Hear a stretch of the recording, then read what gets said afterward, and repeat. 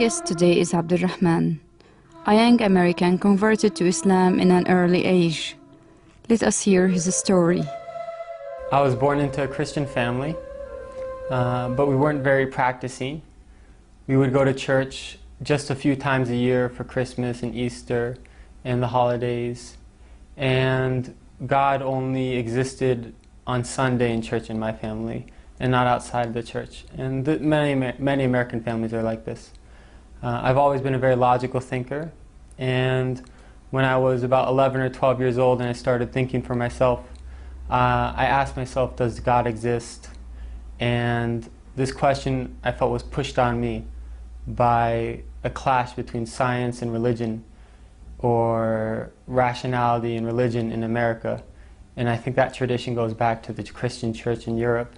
And there were always issues between the Catholic Church and science and advancement.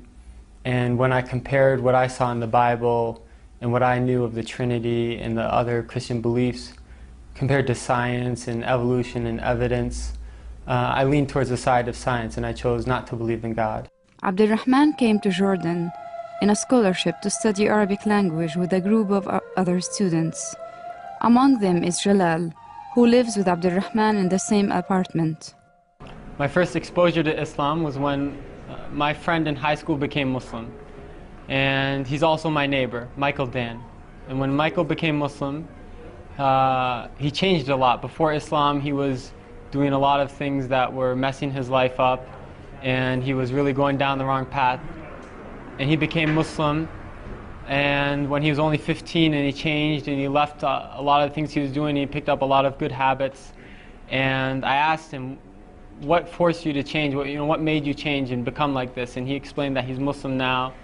And at that time, this was before September 11th, people in America really didn't know a lot about Islam. And even today, they don't know a lot. And I asked him, what is Islam? Who are Muslims? And he explained to me about Muslims. And I was surprised that Islam is very close to Christianity and Judaism.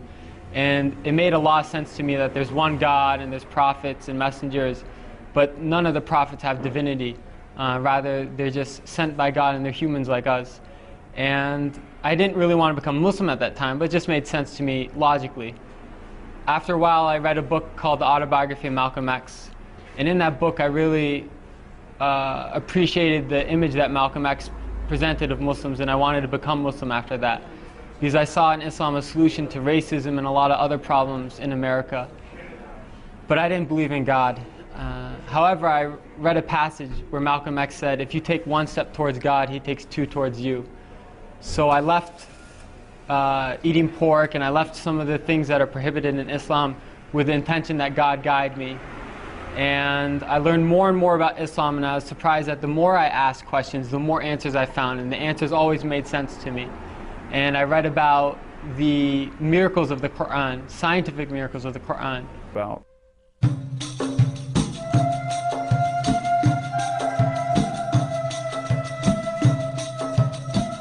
We are now with Abdulrahman in Acre Center, where he takes intensive courses in Arabic language.